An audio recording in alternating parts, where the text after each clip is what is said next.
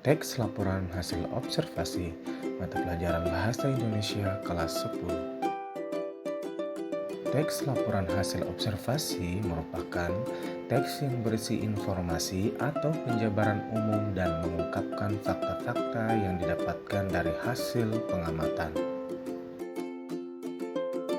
Karakteristik teks laporan hasil observasi yang pertama bersifat objektif dan spesifik.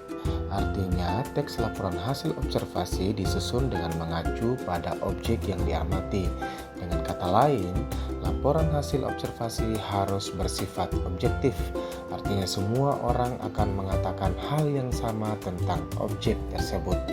Contohnya, pembelajaran di SMK 70% praktik dan 30% teori.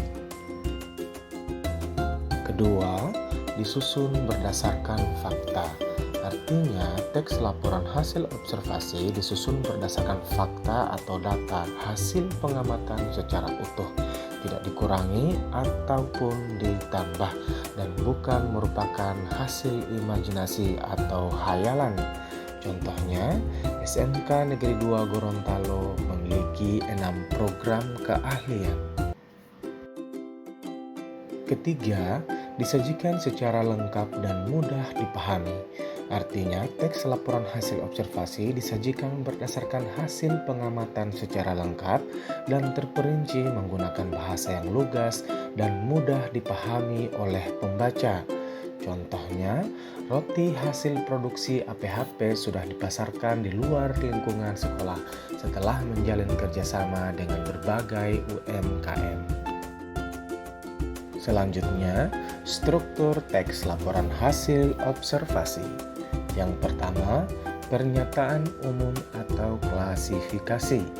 Berisi tentang informasi umum yang akan disampaikan dan menjelaskan secara garis besar pemahaman terhadap hal tersebut. Biasanya, pernyataan umum atau klasifikasi terdapat di paragraf pertama pada sebuah teks laporan hasil observasi. Kedua, deskripsi bagian. Berisi tentang penjelasan detail mengenai objek atau bagian-bagian dari objek yang dilaporkan secara terperinci.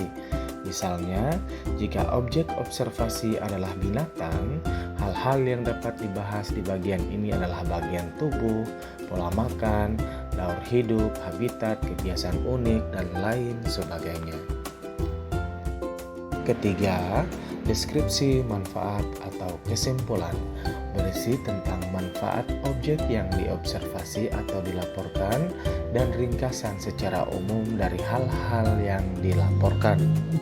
Contohnya, jika objek observasi adalah binatang, maka yang dilaporkan adalah manfaat dari binatang atau keberadaan binatang tersebut.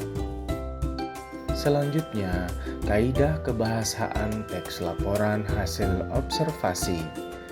Yang pertama, mengandung kata benda umum atau kata-kata deskripsi suatu objek atau peristiwa yang terjadi secara umum, bukan benda atau peristiwa yang khusus. Contohnya, kata-kata yang terdapat di dalam Teaching Factory adalah model pembelajaran berbasis produk jenjang SMK.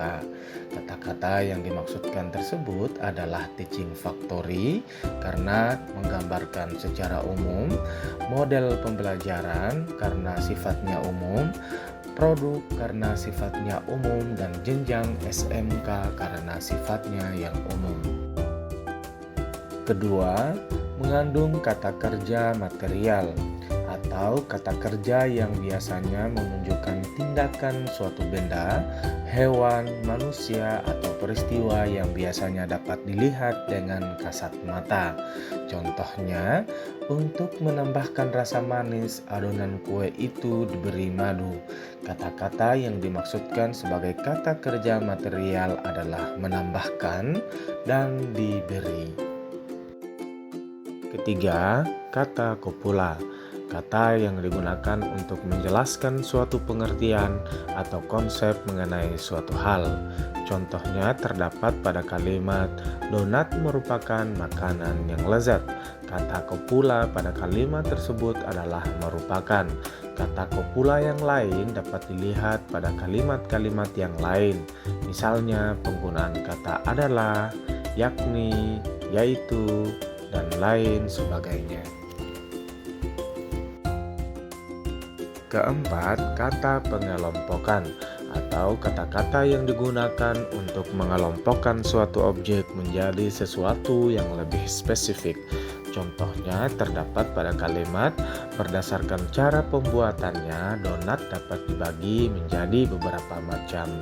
Kata yang dimaksudkan adalah kata dibagi menjadi, dan kata-kata yang lain dapat ditemukan pada kalimat-kalimat yang lain.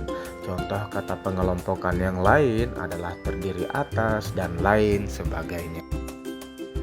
Kelima, kalimat deskripsi digunakan untuk menggambarkan sifat atau ciri khusus yang lebih spesifik dari suatu objek. Contohnya, donat berbentuk lingkaran dengan lubang di tengahnya.